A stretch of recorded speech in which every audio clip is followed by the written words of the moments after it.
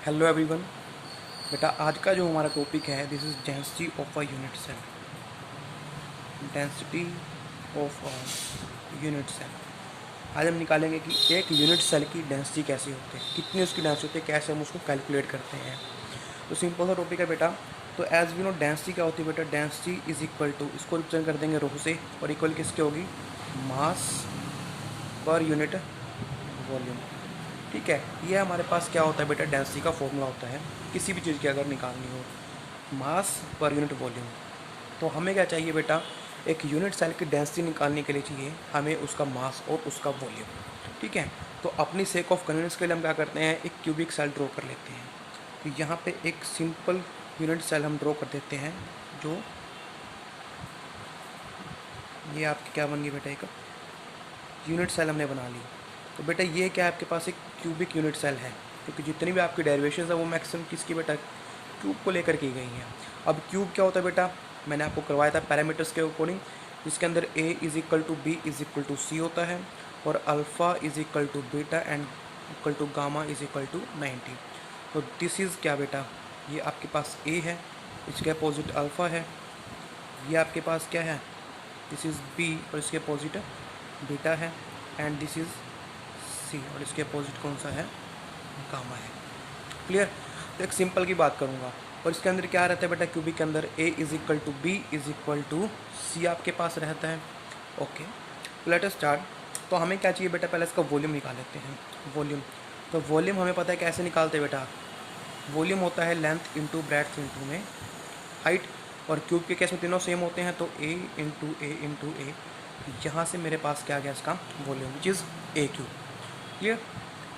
Second one हमें क्या चाहिए बेटा, इसका मास, मास ऑफ यूनिट सेल। अब यहाँ से एक बात नोट करनी है बेटा आपको, कि मास ऑफ यूनिट सेल हम कैसे निकालेंगे, मास कैसे निकालेंगे।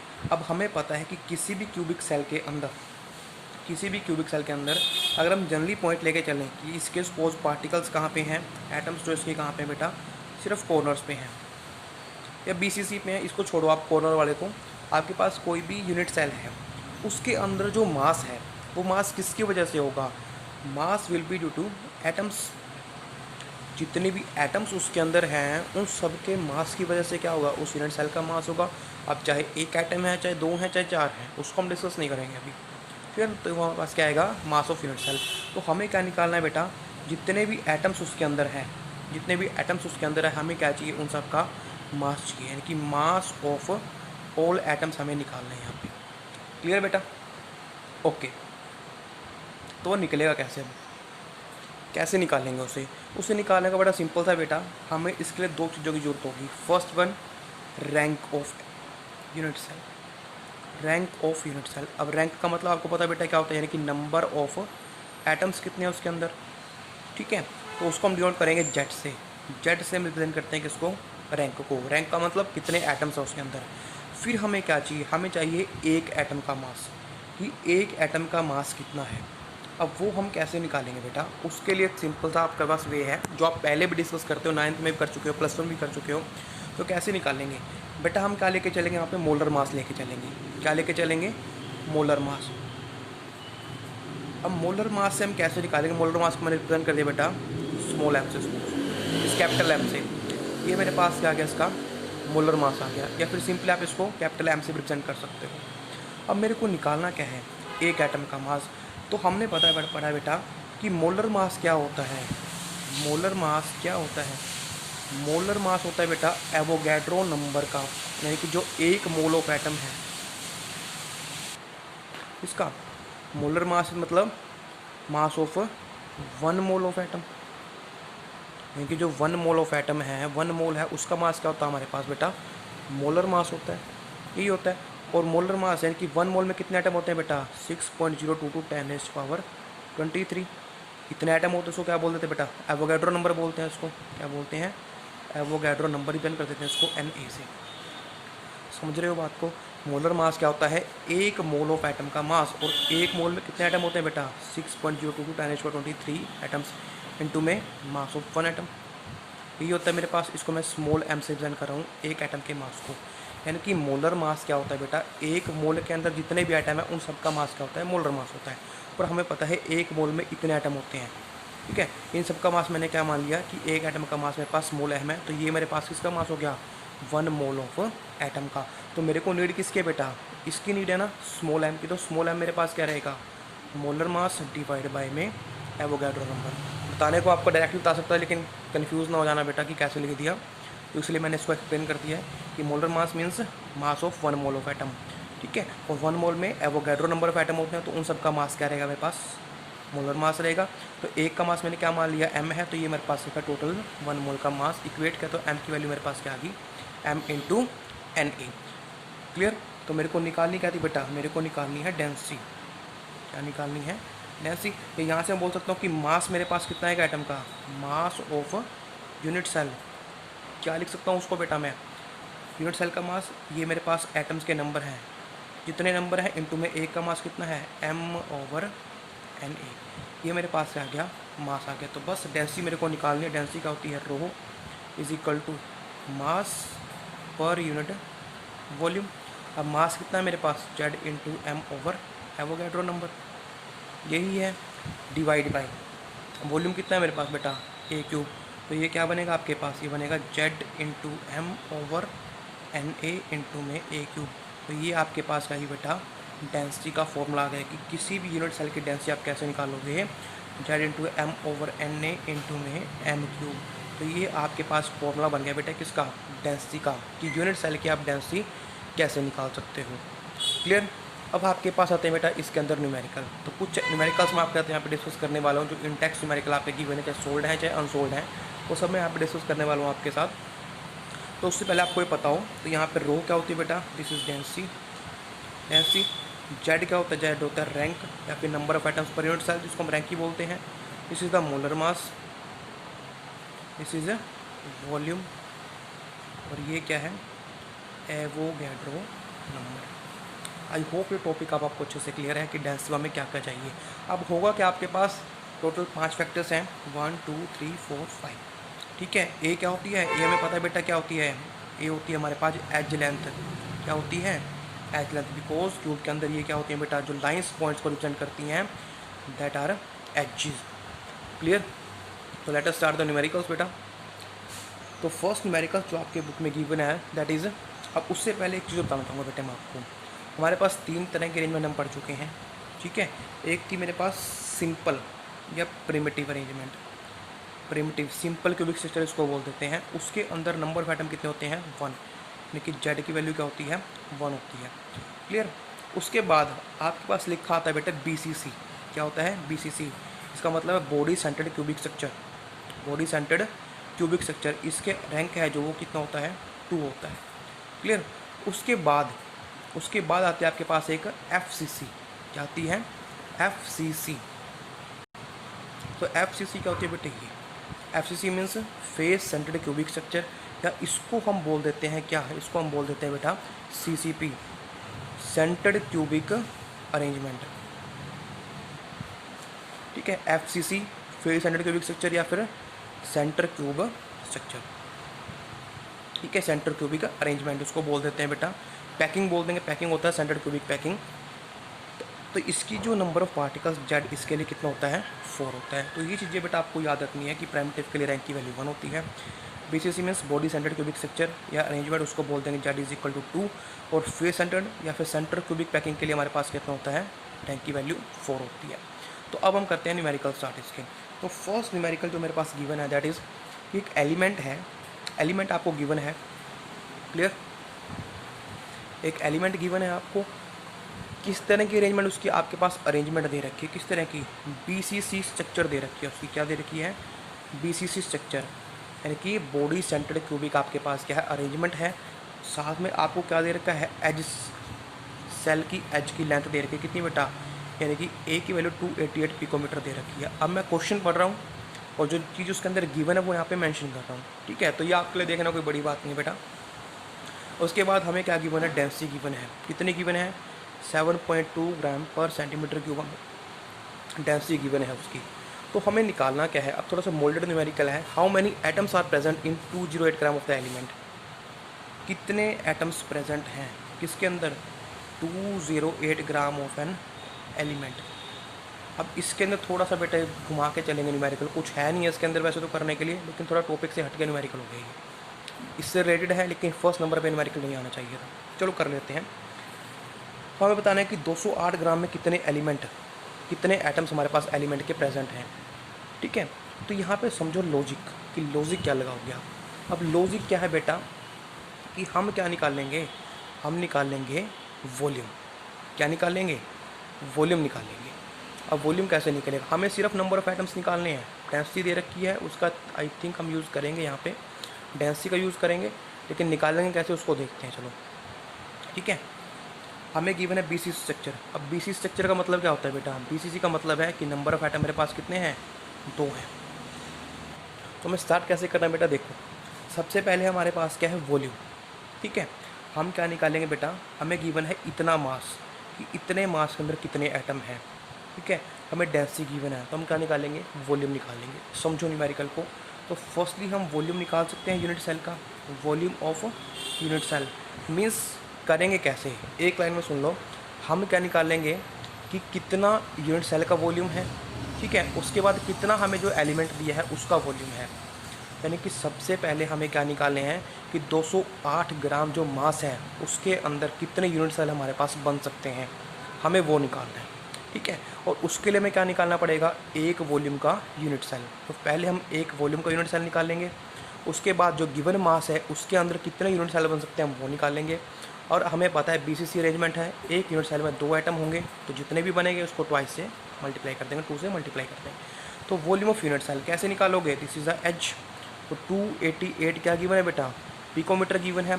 अब एक बात देखो बेटा, this is picometre, this is centimetre cube, यानी कि डेंसिटी आपको सेंटीमीटर में गिवन है। तो एक यूनिट हम रख के चलेंगे तो हम क्या करेंगे, इस पूरी को किस में चेंज कर देंगे, सेंटीमीटर में चेंज कर देंगे। किस में चेंज कर देंगे, सेंटीमीटर में। तो 288 पिकोमीटर है, हमें वॉल्यूम निकालना है, पहले इसको सेंटीमीटर में कन्वर्ट कर लें। हमें पता है कि पिकोमीटर का मतलब क्या होता है, 10⁻⁻² मीटर, सॉरी 12 यहाँ पे है।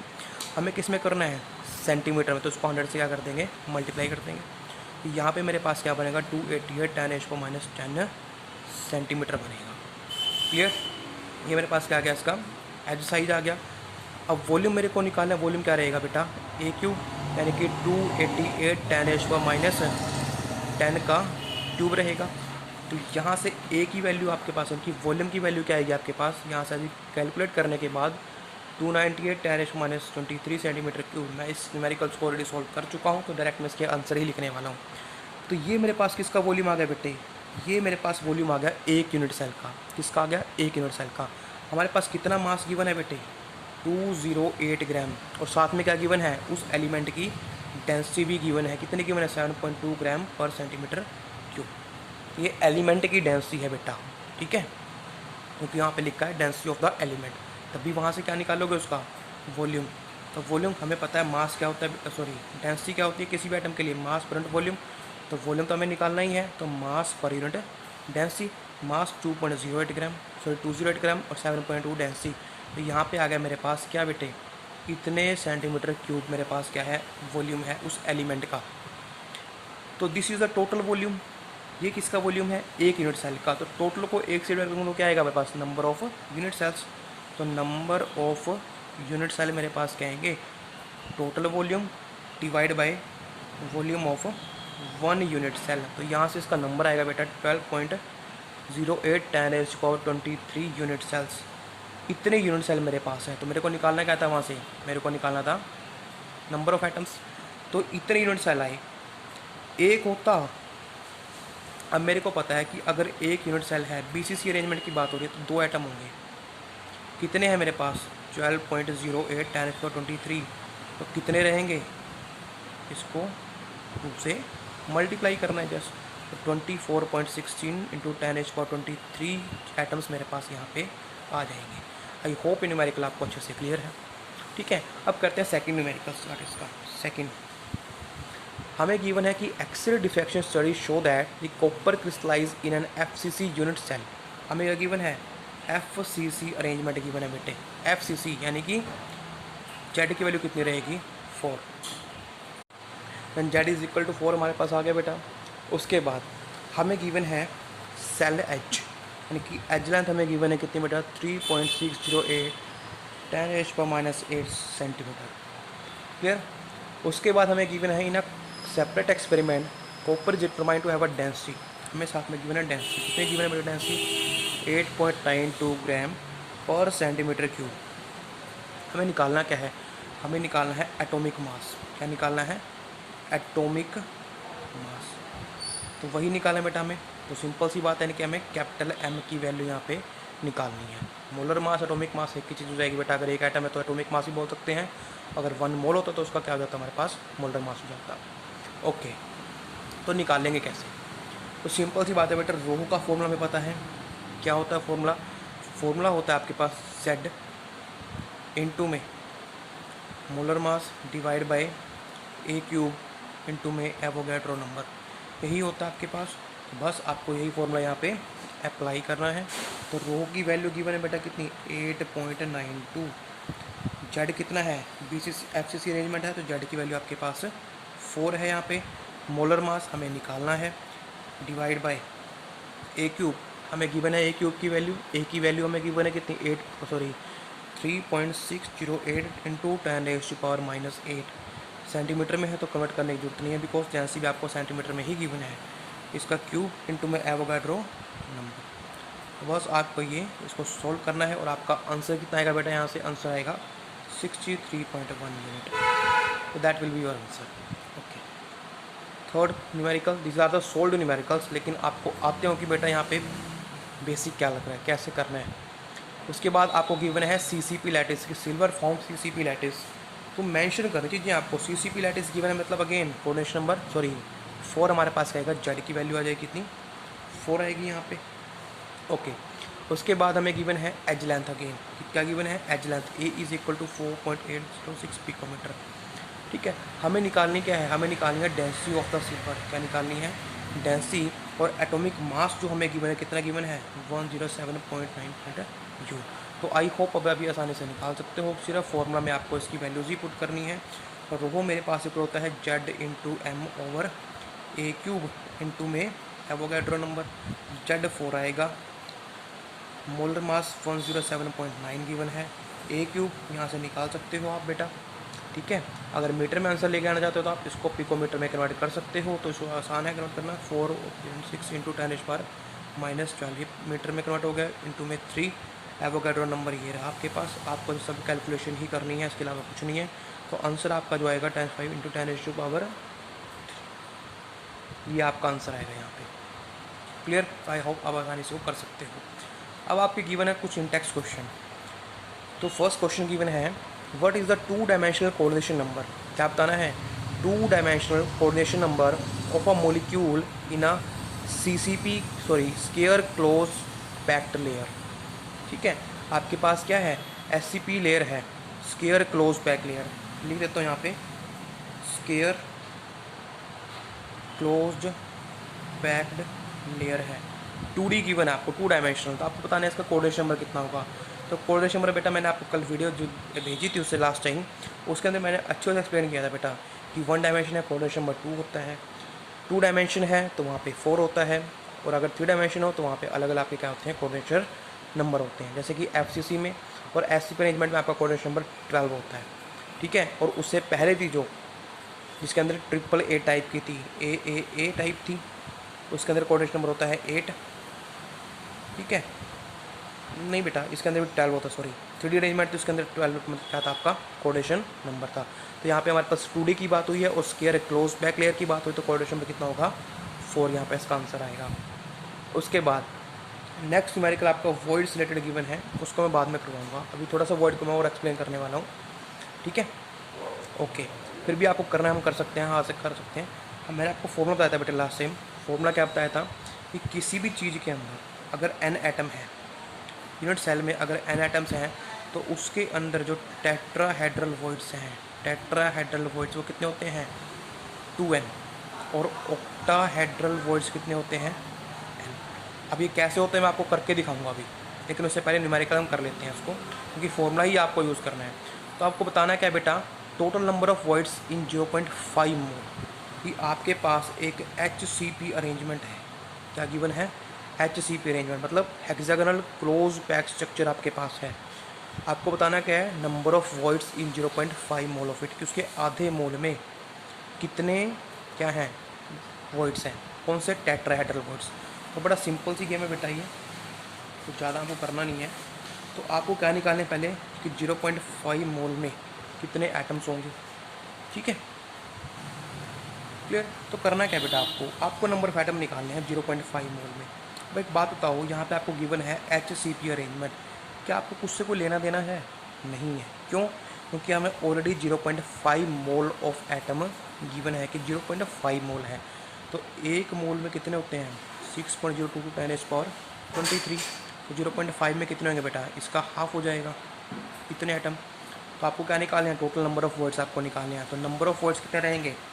अगर मैं बात करता हूँ ऑक्टाहेड्रल की, तो जितने एटम्स हैं उतने क्या रहेंगे? Octahedral voids. तो ऑक्टाहेड्रल वर्ड्स मेरे पास आएंगे 3.011 10⁻23, because these are the N number of atoms हैं। तो जितने एन की वैल्यू है उतनी किसकी रहेगी? ऑक्टाहेड्रल की। और टेट्राहेड्रल वर्ड्स यहाँ पे कितने आएंगे बेटा? नंबर, यानी कि 2n होते हैं हमारे पास।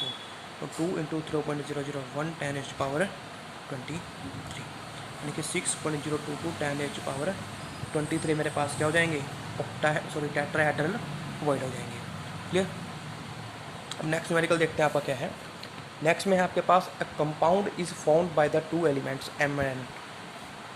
m और n, एक कंपाउंड आपके मिल के बना है m और n से। The element n form CCP, जो एलिमेंट n है वो CCP बनाता है। एंड यानी कि क्या कर रहा है? CCP को अरेंज कर रहा है बेटा, यानी कि स्ट्रक्चर बना रहा है। और atoms of m occupy 1/3 of tetrahedral void. बेटा आपको पता है वॉइड क्या होता है? एम्प्टी स्पेस होता है। क्या होता है? एम्प्टी स्पेस, यानी कि यहाँ पे एटम है तो इनके बीच का क्या होगा? Void space. ये तो एटम्स की अरेंजमेंट है, मतलब m क्या कर रहे हैं आपके? n बना रहे हैं आपके इस क्रिस्टल लैटिस को, ठीक है। एटम्स किसके हैं? n के। और उसके बीच में जो वॉइड है वो कौन ऑक्यूपाई कर रहा है? वो m एटम ऑक्यूपाई कर रहे हैं, ठीक है। m एटम उसको ऑक्यूपाई कर रहे हैं। तो इन्होंने बोला कि m एटम है जो वो ऑक्यूपाई कर रहा है 1/3 of tetrahedral void, 1/3 of tetrahedral voids वो कर रहा है। तो what is the formula of the compound? आपको क्या बनाना है? कंपाउंड का फॉर्मूला बनाना है। तो बड़ा सिंपल है बेटा, आपको बता दिया कि m और n दो एटम मिलके एक कंपाउंड बना रहे हैं। तो n क्या कर रहा है? CCP फॉर्म कर रहा है, ठीक है। n क्या कर रहा है? CCP फॉर्म कर रहा है। और हमें क्या दे दिया कि जो m पार्टिकल्स हैं वो टेट्राहेड्रल वॉइड्स को ऑक्यूपाई करें, कितने? 1/3 को। तो बताना क्या है? Formula of the compound. तो बड़ा सिंपल है बेटा, मैं CCP अरेंजमेंट गिवन है लेकिन मेरे को कोई सोचना नहीं है इसके लिए कितने एटम्स होंगे। मैंने मान लिया कि जो n है, जो suppose the atoms n in the CCP कितने मान लिया मैंने कि जो n एटम है फॉर्मूले के अंदर वो कितने हैं? Small n। तो हमें पता है टेट्राहेड्रल वॉइड्स कितने होंगे? 2n होंगे। कितने होंगे? 2n। जो m एटम है वो कितने ऑक्यूपाई कर रहा है स्पेस? वो ऑक्यूपाई कर रहा है 1/3 ऑफ टेट्राहेड्रल वॉइड। तो ये कितने हैं? 2n, यानी कि 2n/3 मेरे पास क्या है? m एटम्स हैं। दोबारा समझे बेटा, n एटम्स कितने हैं यहाँ पे? सपोज n एटम कितने हैं मेरे पास? n है। तो टेट्राहेड्रल वॉइड कितने होंगे? 2n। अब उस टेट्राहेड्रल वॉइड में से m एटम कितने हैं? m है 1/3 of tetrahedral void, 1/3 of tetrahedral void, तो कितने आ गए? 2n/3। तो हमें क्या बताना है बेटा? इनका फॉर्मूला। तो m और n को मिला के क्या बनाएंगे? फॉर्मूला बनाएंगे ना। तो m और n का क्या ले लो? रेशो ले लेते हैं पहले सिंपलर बनाने के लिए उसको। या सिंपली अगर हम लिखना भी चाहेंगे तो कैसे लिखेंगे बेटा? हम लिखेंगे m कितने हैं? 2n/3। n कितने हैं? n, यही गिवन है। अब इनका सिंपल होल नंबर रेशो कैसे बनाएंगे बेटा? वो ऐसे बना सकते हैं, n इस n से n कैंसिल, तो यहाँ पे 2 3, तो ये बन जाएगा 2 और n हो जाएगा 3। ये मेरे पास क्या बन गया? फॉर्मूला बन गया। क्लियर। उसके बाद आपके कंसेप्चुअल क्वेश्चन गिवन है, आपको पूछा कि which of the following lattice has the highest packing efficiency. Highest packing efficiency आपसे पूछी गई है किसकी? सिंपल क्यूबिक की, BCC की और SCP की। सिंपल की, ठीक है, BCC की और फेस सेंटर्ड क्यूबिक की। तो किसकी पैकिंग एफिशिएंसी कितनी होती है? तो आपको अच्छे से पता है बेटा कि सिंपल के अंदर 52% क्या होती है? पैकिंग एफिशिएंसी होती है। BCC के अंदर 68% होती है और FCC के अंदर 74% होती है। उसके अलावा जो बचेगा वो क्या होता है, वॉइड। तो यहाँ पे 48% वॉइड है, 32% वॉइड है और 26% वॉइड है। तो पैकिंग एफिशिएंसी किसकी ज़्यादा है, FCC की ज़्यादा है मेरे पास। उसके बाद लास्ट न्यूमेरिकल हम कर लेते हैं आज का, वो है एक एलिमेंट है जो मोलर मास में क्या गिवन है, उसका मोलर मास गिवन है 2.7 10⁻² किलोग्राम पर मोल। ओके, वो क्या कर रहा है, एक क्यूबिक यूनिट सेल बना रहा है, क्यूबिक यूनिट सेल। तो यहाँ से मैं जेड का नहीं पता बेटा, हमें बोला गया है कि एक क्यूबिक यूनिट सेल की वो फॉर्मेशन कर रहा है। हमें ये नहीं गिवन किस तरह की अरेंजमेंट वो कर रहा है, ठीक है। उसके बाद हमें गिवन है एज लेंथ कितनी, 405 पिकोमीटर उसकी एज लेंथ है, क्लियर। और क्या गिवन है, इट्स डेंसिटी, उसकी डेंसिटी हमें गिवन है 2.7 10⁻³ किलोग्राम पर मीटर क्यूब। तो बताना क्या है, आपको बताना है सेल का नेचर क्या है, nature of cubic unit cell आपको बताना है। तो नेचर का मतलब क्या है यहाँ पे, नेचर का मतलब होगा कि यूनिट सेल है वो किस तरह की अरेंजमेंट में है। सिंपल है, BCC है, FCC है, आपको उसकी अरेंजमेंट बतानी है बेटा, किस तरह की पैकिंग वो कर रहा है वहाँ पे, क्लियर। यानी कि पैकिंग आप किस तरह से निकालोगे, वो निकालते हैं हम जेड के थ्रू, यानी कि हमें किसकी वैल्यू निकालनी है, जेड की। अगर जेड 1 आता है तो प्राइमटिव सिंपल पैकिंग उसके अंदर है, अगर 2 आता है तो BCC अरेंजमेंट है, अगर 4 आता है तो FCC अरेंजमेंट या फिर CCP अरेंजमेंट हमारे पास गिवन है। तो जेड की वैल्यू निकालनी है, तो रो मेरे पास क्या होता है बेटा, रो का फॉर्मूला है Z/m/A³ इंटू में एवोगैड्रो नंबर। तो इसकी वैल्यू निकालनी है, रो इंटू A³ इंटू में NA डिवाइड बाई M। तो बस वैल्यूज पुट आउट करनी है हमें इनकी। डेंसिटी की वैल्यू 2.7 10⁻³ है, एवोगैड्रो नंबर A³ हमें गिवन है मीटर में, पिकोमीटर में, डेंसिटी किस में है, मीटर में। इसको पिको में करने के बाद 10⁻12 इसका क्यूब, NA एवोगैड्रो नंबर होता है मेरे पास, डिवाइड बाई मोलर मास कितना गिवन है बेटा मेरे को, 2.7 10⁻² किलोग्राम पर मोल मेरे को ये गिवन है। तो मोल आपको गिवन है बेटा, बस आपको निकाल लेना इसका आंसर, और इसका आंसर आपके पास आएगा लगभग अप्रोक्स 4 आएगा, अप्रोक्स। यहाँ से अप्रोक्स 4 का मतलब क्या है, 4 आया मतलब हमारे पास FCC अरेंजमेंट इसकी गिवन है। FCC बोल सकते हैं या फिर CCP बोल सकते हैं, ठीक है, क्यूबिक क्लोज पैक्ट। तो ये थे बेटा आपके कुछ न्यूमेरिकल्स। अब आई होप आप अच्छे से इनको कर सकते हो। अब उसके बाद कुछ इंपॉर्टेंट टॉपिक्स हैं, छोटे छोटे टॉपिक हैं जो यहाँ पे दे रखे हैं, उनको मैं डिस्कस करना चाहूँगा। तो लेट अस स्टार्ट बेटे। मैं बताऊँगा आपको पोजीशन ऑफ वॉइड्स कि वॉइड्स मैंने बता दिए बेटा क्या होते हैं, लेकिन पोजीशन क्या है उनकी, कहाँ कहाँ पे वॉइड आपको मिलेंगे, ठीक है। और कैसे मैंने टेट्राहेड्रल के लिए 2n बोल दिया कि टेट्राहेड्रल वॉइड निकालना तो 2n होगा, ऑक्टाहेड्रल निकालना तो n होगा, किस तरह से निकालना है आपको पता होना चाहिए बेटा, नॉलेज है आपकी कि नॉलेज चेक होती है यहाँ से। तो पोजीशन ऑफ वॉइड्स है, तो सबसे पहले मैं बात करूँगा टेट्राहेड्रल वॉइड की, टेट्राहेड्रल वॉइड्स। अब उससे पहले मैं आपको चीज़ बताना चाहूँगा बेटे, टेट्राहेड्रल है और यहाँ पे ऑक्टाहेड्रल है, ठीक है बेटा।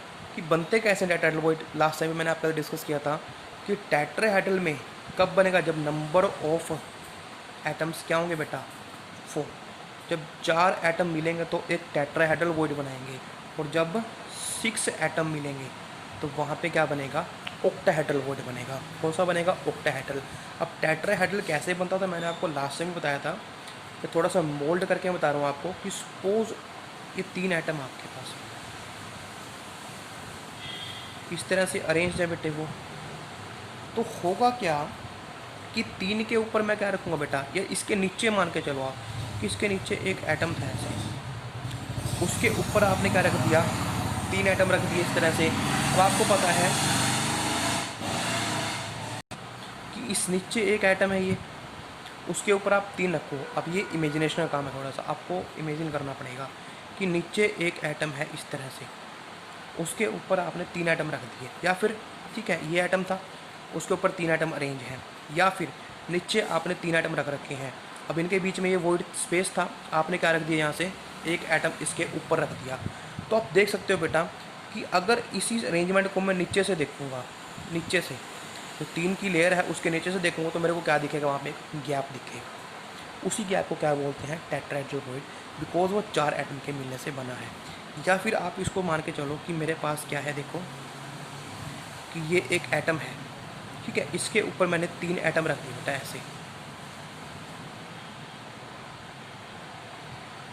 अब आया समझ में। अब ये क्या बन गया, बीच में एक वॉइड नहीं बन गया बेटा, इसी को क्या बोलते हैं, टेट्राहेड्रल वॉइड बोलते हैं। थोड़ा इमेजिन करके देखो कि 3 बॉल हैं, उसके ऊपर स्पेस है, या फिर नीचे एक बॉल है, उसके ऊपर 3 बॉल आपने इस तरह से मेंशन रखी हैं, प्लेस की हैं, तो बीच में क्या बना है, एक स्पेस बन रहा है। यानी कि नीचे वाली बॉल का आपको हेड दिखाई देगा, ऊपर से क्या दिखाई देगा, एम्प्टी स्पेस, इनके बीच का स्पेस। उसी बॉल को क्या बोल देंगे, टेट्राहेड्रल वॉइड बोल देंगे। और ऑक्टाहेड्रल कब बनेगा, ऑक्टाहेड्रल, सपोज मेरे पास ये 3 लेयर हैं, 6 बॉल मेरे को मिलानी है, ये 3 एटम है, ठीक है बेटा। इनके ऊपर मैंने 3 एटम और प्लेस कर दिए। किस तरह से करूँगा बेटे उस एटम को प्लेस में, उसको तो किस तरह से बेटा,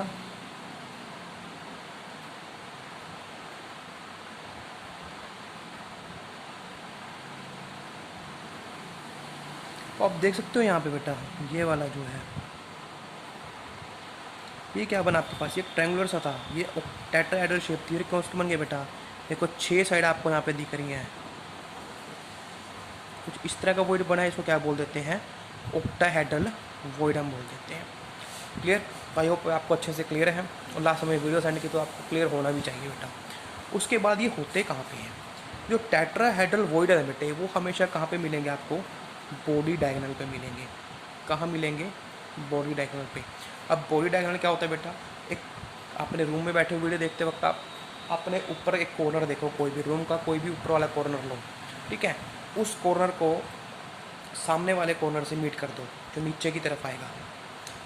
अपर कॉर्नर को उसके अपोजिट जो कॉर्नर है वो नीचे की तरफ होगा, उससे मीट करो तो वो आपके पास क्या बनेगा, एक बॉडी डायगोनल बनेगा, ठीक है। तो जो ऑक्टाहेड्रल वॉइड है वो कहाँ मिलेंगे आपको, इसी डायगोनल के ऊपर मिलेंगे। किस तरह से मिलेंगे, तो लेट मी एक्सप्लेन कि ये आपके पास क्या है, एक क्यूब बना लेते हैं पहले हम। एक क्यूबिक यूनिट सेल आपके पास है यहाँ पे, ठीक है जी।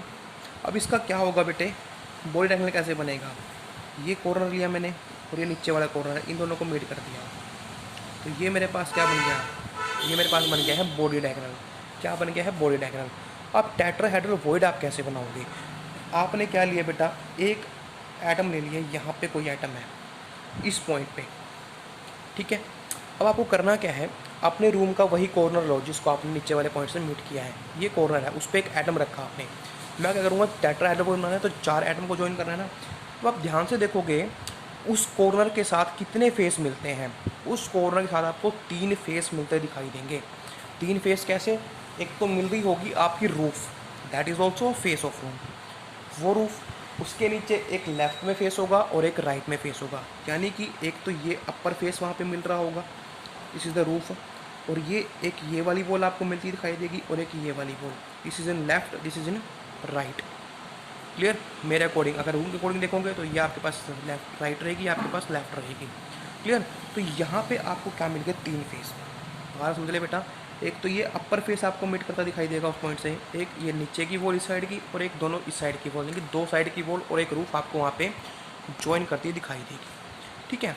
तो आपको पता है बेटा कि एटम्स कहाँ कहाँ पे लेके चल रहे हैं हम, ये हम लेके चल रहे हैं FCC अरेंजमेंट को लेके चल रहे हैं यहाँ पे, इसको FCC अरेंजमेंट, याद रखना कि FCC अरेंजमेंट की हम यहाँ पे बात कर रहे हैं।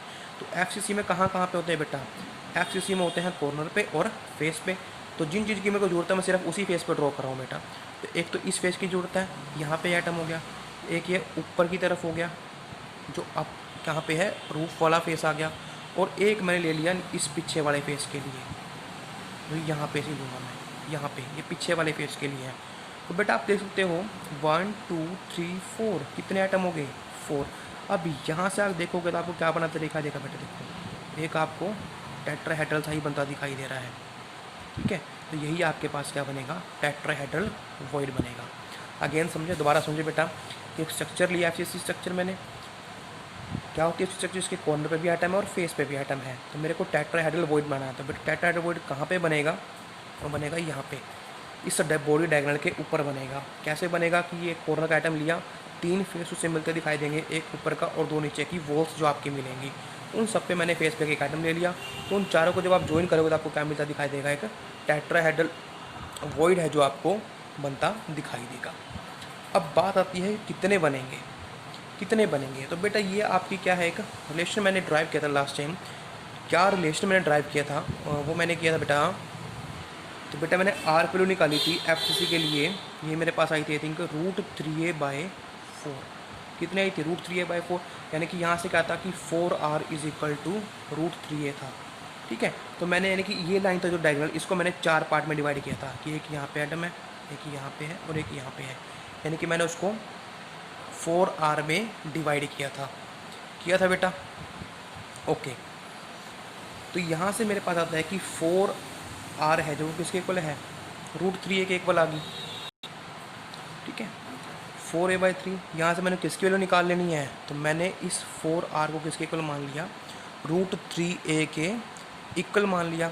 तो r की वैल्यू यहाँ से क्या आ गई, √3a/4। यानी कि इतने डिस्टेंस पे इस पॉइंट से, यानी कि ये रो बेटा ये लाइन रही, इसके मैंने 4 पॉइंट कर लिए, 1 2 3। ये हर एक क्या है, r है।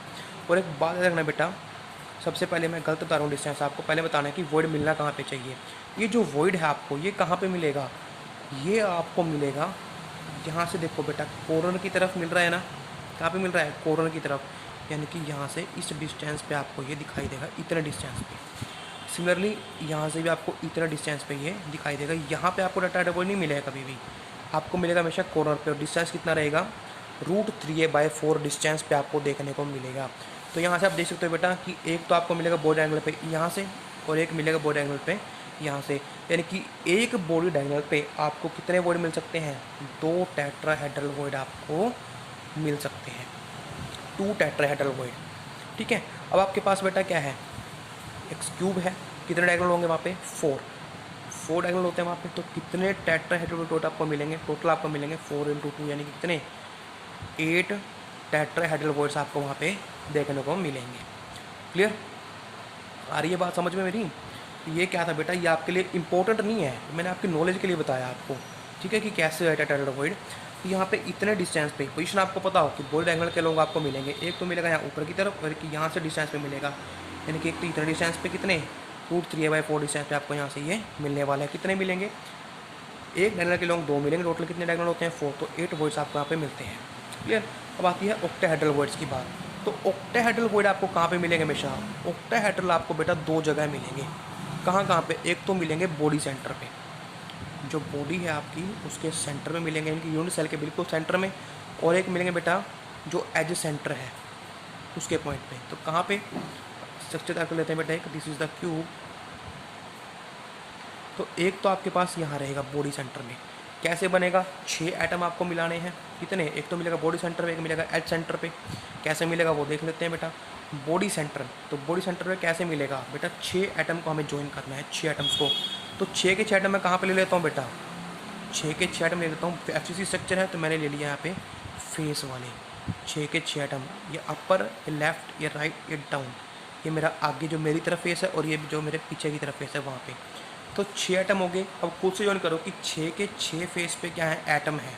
और बीच में आपके पास क्या बनेगा फिर, ऑक्टाहेड्रल क्या बनेगा, वॉइड बनेगा। यानी कि यहाँ पे जो बीच में बनेगा ना, अब 6 पॉइंट आपको उनको मिला के देखो अब अच्छे से, आपके पास क्या बनता दिखाई देगा आपको, ऑक्टाहेड्रल वॉइड आपको बनता दिखाई देगा। क्लियर, इमेजिन करो खुद से, आप रूम में बैठे वीडियो देखते हुए तो आप इसको आसानी से इमेजिन कर सकते हो कि 6 की 6 तरफ फेस पे पॉइंट्स हैं, उन पॉइंट्स को ज्वाइन करो तो बीच में आपको क्या बनता दिखाई देगा, एक ऐसी स्ट्रक्चर बनती दिखाई देगी। यही तो क्या है बेटा आपका ऑक्टाहेड्रल वॉइड। क्लियर, ये तो फर्स्ट होगी। सेकंड आपको कहाँ से मिलेगी, तो सेकंड आपको मिलेगी एज पे, एज सेंटर। ये आपकी क्या है बेटा, एज है, और ये पूरी एज है। एक एज की बात करूँ, ये क्या है आपका सेंटर है। ठीक है बेटा, क्या है, एज सेंटर है। तो एज सेंटर पे कैसे बनेगा, आप एक काम करो बेटे,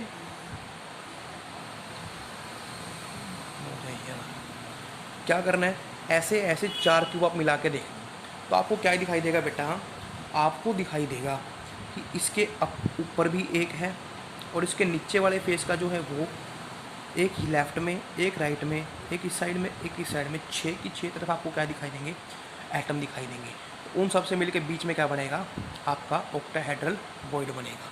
ये आप इमेजिन कर सकते हो, कोई खास बड़ी बात नहीं है कि एज पे आपने रखा, 4 क्यूब को ज्वाइन किया। आपकी बुक के अंदर भी आई थिंक एक स्ट्रक्चर गिवन है हुआ, उसमें आप देख सकते हो, आप प्रदीप एनसीईआरटी मेरी साइड प्रदीप में मिलेगा आपको ये। तो यहाँ से आप देखोगे 4 क्यूब, एक यहाँ पे है, एक यहाँ पे ऊपर मिलेगा, एक नीचे मिलेगा, एक लेफ्ट राइट, एक अपर डाउन, ऐसे मिलेंगे, चारों साइड में आपको मिल जाएगा, और 2 ऊपर नीचे। तो 6 यहाँ पे क्या होंगे, आपको एटम मिलते हुए दिखाई देंगे। उनके बीच में क्या मिलेगा, आपको ऑक्टाहेड्रल वॉइड मिलेगा। ठीक है जी। अब कितने मिलेंगे वॉइड, ये कितने वॉइड मिलेंगे वो कैसे पता लगाओगे बेटा आप? उसके लिए सिंपल सी गेम है आपकी। क्या चीज़ है वो देखें बेटा। हमें पता है कि बॉडी सेंटर है, बॉडी सेंटर, तो एक वॉइड तो हो गया वहाँ पे, यानी कि एक वॉइड तो आपका यहाँ पे मिल गया। उसके बाद ये जो आपकी एज है, एज ये कितने को सराउंड करिए, एक स्फीयर यहाँ पे रखो, तो आप देख सकते हो कि कितना पार्ट इसका एक यूनिट सेल में आएगा। अगर आप ध्यान से देखोगे तो 1/4 पार्ट क्या आएगा आपका यूनिट सेल के अंदर आएगा। ठीक है बेटा, आप बैठे हो दीवार पर रखो। अब आप चीज़ देखो, मैंने आपको कितने क्यूब ज्वाइन करने को बोला, 4, बिकॉज 4 ही कर सकते हैं। ठीक है, तो चारों के अंदर कितना कितना पार्ट आया, एक एज के अंदर एक पार्ट के बीच में रखा है, तो चारों एज के अंदर 25% आएगा। यानी कि एक एज के ऊपर अगर एटम है तो कितनी शेयरिंग आएगी उसकी, उस यूनिट सेल में, एक यूनिट सेल में 25% क्या आएगी, इसकी शेयरिंग आएगी। क्लियर? तो यहाँ पे मेरे पास कितनी एजेस है बेटा, कितनी एजें हैं, 12। तो एक की शेयरिंग कितनी है, 1/4, 25% कितने एटम आ गए, वॉइड। यानी कि टोटल अगर मैं पूरी एजेस का मिलाता हूँ तो मेरे पास 3 वॉइड यहाँ पे बनेंगे। एटम्स के अकॉर्डिंग बात कर रहा हूँ मैं बेटा, क्योंकि मैंने एन एटम की बात की थी, तो 2n वॉइड थे टेट्राहेड्रल, ऑक्टाहेड्रल थे n। तो यहाँ पे कितने हो गया, 1 और 3 4, तो ऑक्टाहेड्रल वॉइड कितने हो गए, 4 वॉइड्स हो गए। क्लियर? अब यहाँ से फॉर्मूला कैसे बनेगा, फॉर्मूला ऐसे बनेगा, हमने ली है कौन सी अरेंजमेंट बेटा, FCC अरेंजमेंट। तो FCC अरेंजमेंट में कितने एटम हुआ करते हैं, n की वैल्यू होती है 4। तो यहाँ पे ऑक्टाहेड्रल वॉइड कितने बने हैं बेटा, कितने ऑक्टाहेड्रल वॉइड बने हैं, नंबर इक्वल टू n, कितने 4। और ऑक्टाहेड्रल कितने टेट्राहेड्रल वॉइड कितने बने हैं, 8 यानी कि 2n, तो कितना 8। तो यहाँ से ऐसे बना है ये फॉर्मूला। तो आपको पता हो, पूछ सकते हैं 1 मार्क्स के क्वेश्चन में कि टेट्राहेड्रल वॉइड कहाँ पे मिलते हैं आपको, तो मिलेंगे डायगोनल पे। और ऑक्टेड्रल कहाँ पे मिलेंगे, 2 जगह, तो बॉडी सेंटर पे, एंड सेकंड वन कहाँ पे मिलेगा बेटा, सेकंड वन आपको मिलने वाला है ये उस पे एज सेंटर पे। क्लियर? तो ये काम आज आपको करना है। एक छोटा सा पोर्शन रहता है बेटा रेडियस रूल का, आई थिंक वो भी कंप्लीट कर लेते हैं साथ के साथ। तो लास्ट टॉपिक जो करने आपके पास है वो रेडियस रेशो रूल। अब रेडियस रेशो रूल होता क्या है बेटा, इसको माने तो ये हमारे पास रेशो है, किसका रेशो है, radius of cation to the radius of anion, यानी कि radius ratio rule. Radius ratio क्या है मेरे पास, it is the radius of cation over radius of anion, इनका क्या है, ये रेशो है। इसी को क्या बोलते हैं, रेडियस रेशो रूल बोलते हैं। क्लियर? तो इसको हम कर सकते हैं RC से divide by RA। The ratio of radius of cation to the radius of anion is called radius ratio rule. Clear बेटा? अब इसके फ़ायदे क्या है, कुछ इसकी कैरेक्टरिस्टिक आपके पास हैं जो आपको पता लगती है यहाँ से। वो क्या है, सबसे पहली बात कि हम किसके लिए निकालते हैं, ये हम निकालते हैं ओनली आयनिक कंपाउंड्स के लिए। किसके लिए निकालेंगे, आयनिक कंपाउंड्स के लिए, फर्स्ट थिंग। सेकंड थिंग क्या है बेटा, कि अगर रेडियस रेशो ज़्यादा है, रेडियस रेशो क्या है, ज़्यादा इसको डिपेंड कर रहा हूँ RR से, रेडियस रेशो अगर ज़्यादा है तो एटम की जो स्टेबिलिटी है वो भी क्या होगी, ज़्यादा होगी। क्लियर? थर्ड थिंग, अगर रेडियस रेशो कितना है, ज़्यादा है, तो वहाँ पे उस एटम का जो कोऑर्डिनेशन नंबर है वो भी क्या होगा, ज़्यादा होगा। 3 चीज़ें आपको पता होनी चाहिए बेटा, ज़्यादा एक्सप्लेन नहीं करूँगा, जितना आपको जरूरत है सिर्फ उतना ही बताने वाला हूँ। तो रेडियस रेशो रूल क्या होता है, ratio of radius of cation to the radius of anion. किसके लिए निकालते हैं, ओनली फॉर आयनिक कंपाउंड्स के लिए निकालते हैं। क्या फ़ायदा है, अगर रेडियस रेशो ज़्यादा है तो स्टेबिलिटी भी ज़्यादा रहेगी, रेडियस रेशो ज़्यादा है तो कोऑर्डिनेशन नंबर भी क्या रहेगा, ज़्यादा रहेगा। क्लियर? अब कैसे हम इसको बता सकते हैं, उसके बाद आपके पास कुछ पॉइंट्स गिवन है जो आपको लर्न करने हैं। एक टेबल आपकी बुक में गिवन है कि किस कोऑर्डिनेशन नंबर के लिए कितनी हमारे पास क्या है, रेडियस रेशो है। तो यहाँ पे अगर मैं लिखता हूँ कोऑर्डिनेशन नंबर, तो 3 कर सकते हैं, 4 कर सकते हैं, या 2 से ही स्टार्ट कर लेते हैं, 2 3 4 6 8। क्लियर। तो किसके लिए कोऑर्डिनेशन नंबर कितना गिवन है आपको बेटा? आपको गिवन है रेडियस रेशो। तो रेडियस रेशो क्या रहेगा? 2 है मेरे पास, 2, तो 0 से लेके 0.0155 तक क्या रहता है मेरे पास है, रेडियस रेशो रहता है अगर 2 कोऑर्डिनेशन नंबर है। ठीक है। 3 कब होगा? 3 के लिए कितना होगा? 3 के लिए होगा बेटे 0.155 टू 0.225। अगर रेडियस कितना आता है कोऑर्डिनेशन नंबर रहेगा 3। अगर 0.225 से कितना है मेरे पास 0.414, तो वो किसके लिए रहेगा? कोऑर्डिनेशन नंबर 4 के लिए। 0.414 से कितना 0.732, it is for coordination number 6। और 0.732 से कहाँ तक 1 तक कितना रहेगा? कोऑर्डिनेशन नंबर 8 रहता है। क्लियर। उसके बाद स्ट्रक्चरल अरेंजमेंट की बात आती है कि स्ट्रक्चर कैसी बनेगी वहाँ पे, किस तरह की अरेंजमेंट वहाँ पे हो पाएगी। बट 2 के लिए आपको पता है क्या होता है? लीनियर अरेंजमेंट आपके पास आएगी, किस हिसाब से आएगी? लीनियर अरेंजमेंट आएगी। जब 3 आपके पास आएगी 3, तो वहाँ पे कैसी बनेगी? ट्रायंगुलर अरेंजमेंट बनती है। क्या बनती है? ट्रायंगुलर। जब आपके पास 4 आती है, 4, वहाँ पे टेट्राहेड्रल रहेगी। क्या रहेगी?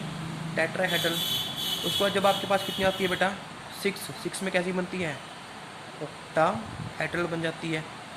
स्ट्रक्चरल अरेंजमेंट है, एक हिसाब से वर्ड की बात कर रहे हैं हम वहाँ पे। लीनियर वर्ड बनेगा, ट्रायंगुलर बनेगा, टेट्राहेड्रल बनेगा, ऑक्टाहेड्रल बनेगी। और 8 के लिए कैसे बनती है आपकी? BCC अरेंजमेंट बनती है आपकी, बॉडी सेंटर्ड क्यूबिक। बिकॉज हमें पता है बेटा जब 8 किसके लिए आया था? BCC अरेंजमेंट के लिए। इसके लिए BCC के लिए। अगर 12 की बात करेंगे, 12 किसके लिए होती है? FCC या फिर CC पे अरेंजमेंट के लिए कोऑर्डिनेशन नंबर हमारे पास 12 हुआ करता है। क्लियर। तो ये था बेटा आपके पास रेडियस रेशो रूल। अब इसके न्यूमेरिकल्स आपकी बुक के अंदर गिवन है, वो आप आसानी से कर सकते हो। आपको रेडियस ऑफ कैटायन गिवन होगी, एनायन गिवन होगी, या फिर रेडियस रेशो गिवन होगा। दोनों में से कोई भी चीज़ आपको मतलब नहीं देंगे, और बाकी आपको मतलब वो आपको निकालनी पड़ेगी। बाकी स्टेप आपको 3 में से 2 चीज़ें दी होंगी और एक आपको वहाँ पे निकालनी होगी। ठीक है। तो ये था बेटा आपके पास रेडियस रेशो रूल। तो ये आपको पता होना चाहिए, जितने भी मैंने लिखवाए हैं, टेबल बनवाई है, इसके पॉइंट्स आपको लर्न होने चाहिए बेटा कि कौन सी अरेंजमेंट के लिए रेडियस रेशो कितना होता है।